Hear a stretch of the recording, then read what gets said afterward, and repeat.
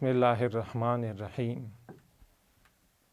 اسلامی آئیڈیالوجی کا تعارفی سلسلہ پیش خدمت ہے۔ لیکچرز کا یہ سلسلہ یہاں تک پہنچا کہ کائنات کا یہ موجود نظم، یہ ہم آہنگی، یہ ڈسپلن اور آرڈر اپنے ناظم کی بعض صفات کو بھی ثابت کرتا ہے، یعنی اسی نظم سے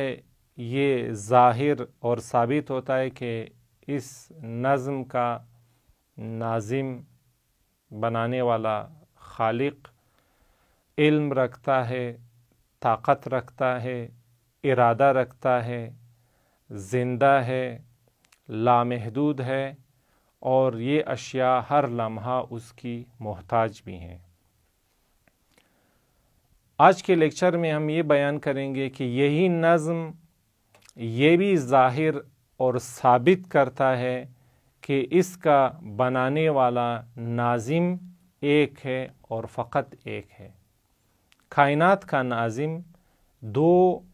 3، 5، 10 یا اس سے زیادہ نہیں، فقط اس کا ناظم ایک ہے اور فقط ایک ہے۔ اس کی دلیل یہ ہے کہ کائنات میں جو نظم ہے، یہ جو کائنات جس کا ہم مشاہدہ کر رہے ہیں، اس میں جتنی بھی اشیاء ہیں یہ باہم ہم آہنگ ہیں، ایک دوسرے سے جڑی ہوئی ہیں۔ یہ ایک دوسرے سے اس طرح سے جڑی ہوئی ہے کہ ایک دوسرے پر ان کی تاثیر ہے، یہ ایک دوسرے پر اثر کرتی ہیں، یہ ایک دوسرے سے مرتبط ہیں، جڑی ہوئی ہیں اس چیزیں۔ ان کا اس طرح سے منظم ہونا،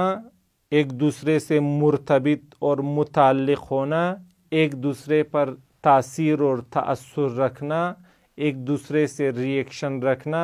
اور ان ریئیکشنز کے ذریعے ایک دوسرے کا وجود برقرار رکھنا، یہ ثابت کرتا ہے کہ کائنات پر ایک نظم، ایک نظام حاکم ہے۔ دیکھیں، مثلا ہم انسانی وجود کو لے لیں، انسان کے اندر 200 ٹریلین سیلز ہیں، لیکن یہ 200 ٹریلین سیلز 200 ٹریلین مختلف اشیاء نہیں ہیں جو ایک دوسرے سے بالکل لا تعلق ہو، بلکہ یہ 200 ٹریلین سیلز ایک دوسرے سے مرتبط ہیں، ایک دوسرے سے جڑے ہوئے۔ ہر سیلز اپنی جگہ پر جو کام کر رہا ہے، وہ اس کا کام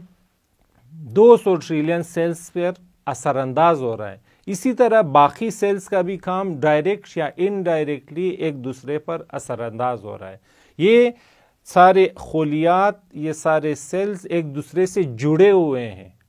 یہ ان ہر ایک کا فنکشن دوسرے کا وجود برقرار رکھے ہوئے۔ اسی طرح ان کی باہمی ہم آہنگی سے انسان کا وجود برقرار رہتا ہے، انسان زندہ رہتا ہے۔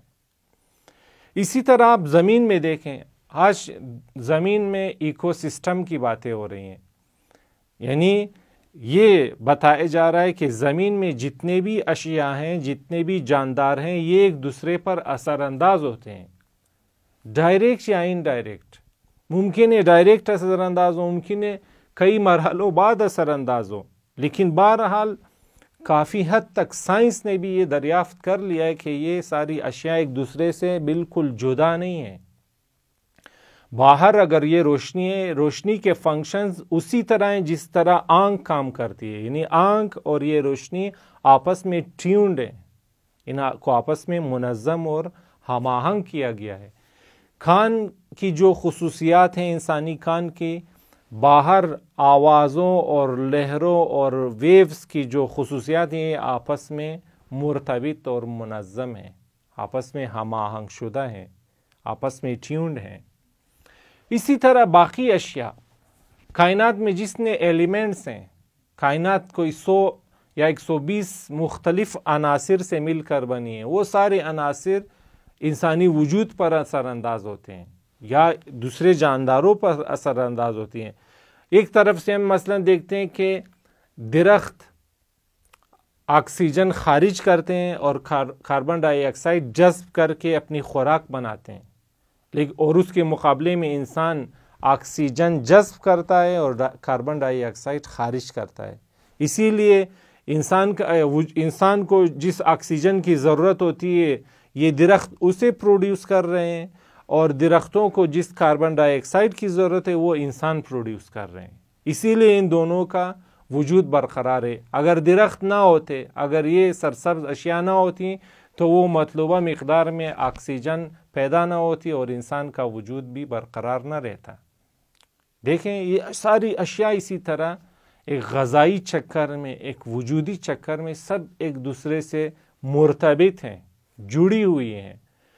حتیٰ اب سائنس یہ بھی دریافت کر چکی کہ یہ جو ہمارے سر کے اوپر ہزاروں اور بلکہ اربوں خربوں ستارے موجود ہیں، مختلف کشائیں گیلیکسیز موجود ہیں، یہ بھی آپس میں جڑی ہوئی ہیں. نیوٹن نے نظریہ پیش کیا کائناتی تجاذب کے نام سے کہ یہ خلا کے اندر، اس لامحدود خلا کے اندر اتنی گیلیکسیز ایک دوسرے کی نسبت کشش رکھتی ہیں، تبھی ان کا وجود برقرار ہے.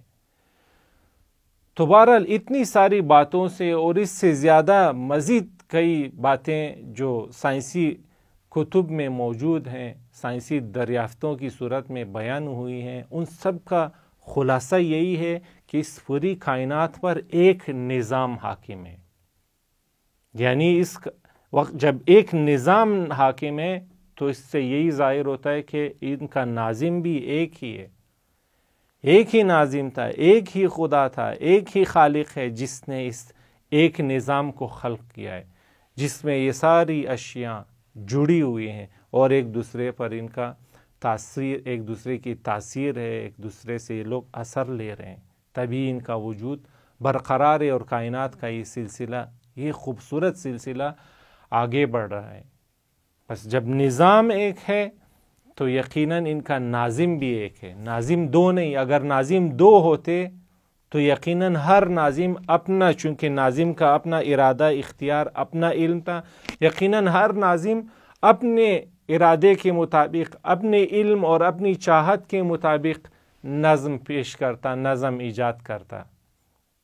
اگر ناظم کئی ہوتے تو کائنات میں بھی مختلف نظام ہوتے، ایک نظام نہ ہوتا. لیکن چونکہ ایک نظام موجود ہے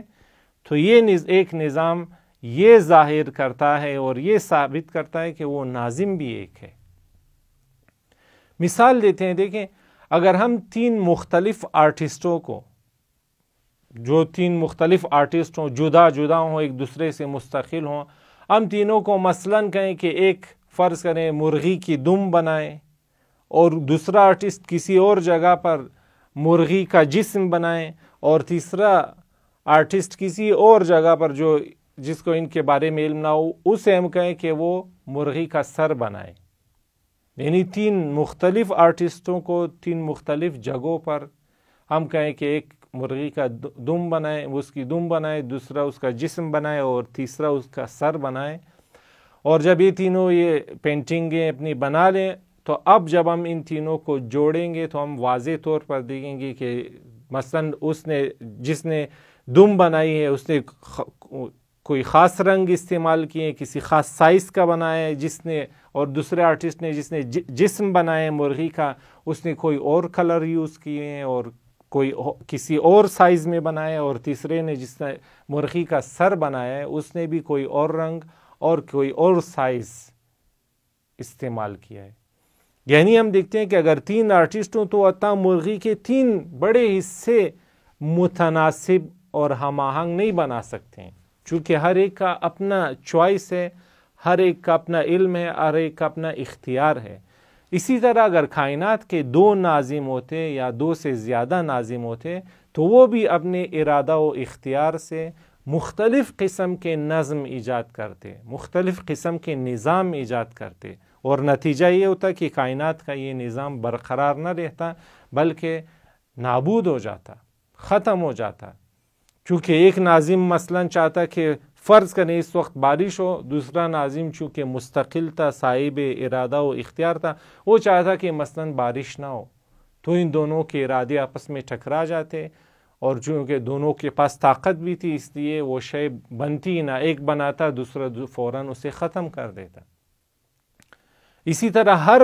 دوسری چیز کے بارے میں بھی یہی صورتحال پیش آتی، اور دو ناظم یا دو سے زیادہ ناظموں کے موجود ہونے کی صورت میں یہ نظام برقرار ہی نہ رہتا، یا یہ نظام ہر لمحہ بدلتا رہتا۔ ایک ناظم کچھ چاہتا، دوسرے سیکنڈ میں دوسرا ناظم کوئی کچھ اور چاہتا، تیسرا کچھ اور چاہتا، اور یہ نظام ہمیشہ ہر سیکنڈ اسی طرح بدلتا رہتا، اور ایک بے نظمی اور افراتفری ہمیں نظر آتی۔ حالانکہ اس طرح کی کوئی چیز ہم کائنات میں نہیں دیکھتے، ہمیں ایک نظام دکھائی دیتا ہے، اسی ایک نظام کی برقراری ہے جس کی وجہ سے سائنس اپنی دریافتیں کر رہی ہے، اور سائنس کے فارمولے تمام جگہوں پر یکساں طور پر عمل پیرا ہو رہے ہیں۔ بس نظام ایک ہے، جب نظام ایک ہے تو یقیناً اس نظام کا ناظم بھی ایک ہے، اور ایسا بھی نہیں کہ کوئی کہے کہ ناظم ممکن ہے 2 ہوں 10 ہوں، اور وہ 10 انجینئرز کی صورت میں آپس میں ایک توافق کریں، آپس میں مل بیٹھ کر بات چیت کر کے وہ کسی ایک سسٹم پر متفق ہو جائیں۔ یہ بات چند انسانوں میں تو ہو سکتی ہے، چند انجینئرز میں تو ہو سکتی ہے، لیکن چند خداؤں میں نہیں ہو سکتی، اس لیے کہ ہر خدا مستقل ہوتا ہے۔ وہ خدا جو مستقل نہ ہو، وہ خدا جس کے پاس علم کم ہو، وہ خدا جس کے پاس طاقت کم ہو، وہ خدا جو دوسرے خدا کے توافق کا محتاج ہو، وہ خدا ہی نہیں، چونکہ وہ خود محتاج ہے، چونکہ وہ خود کمزور ہے، ضعیف ہے، جس کو دوسرے خدا کی ایگریمنٹ لازم ہے، جس کو دوسرے خدا کا توافق لازم ہے، جو دوسرے خداؤں کی حامی بھرنے کا محتاج ہے، وہ خود محتاج ہے، ناقص ہے، کمزور ہے، محدود ہے، وہ خدا ہو ہی نہیں سکتا۔ خدا وہ ہے جو مستقل ہو، جو لامحدود ہو، جس طرح کہ ہمیں خود نظم دکھائی دے رہا، اسی دلیل نظم سے ثابت ہوا کہ خدا لامحدود ہے۔ اس لیے خدا دو نہیں ہو سکتے تاکہ وہ کسی اور ناظم کا محتاج ہو، اس کی حامی بھرنے کا محتاج ہو، اس کی ایگریمنٹ کا محتاج ہو۔ پس کائنات میں موجود ایک نظام سے یہی ثابت ہوتا ہے کہ اس نظام کا ناظم بھی ایک ہے، ایک سے زیادہ نہیں ہے۔ پس یہاں تک ہمیں دلیل نظم سے یہ پتہ چلا کہ کائنات کا ناظم ایک ہے اور ایک سے زیادہ نہیں ہے۔ والسلام علیکم ورحمۃ اللہ وبرکاتہ۔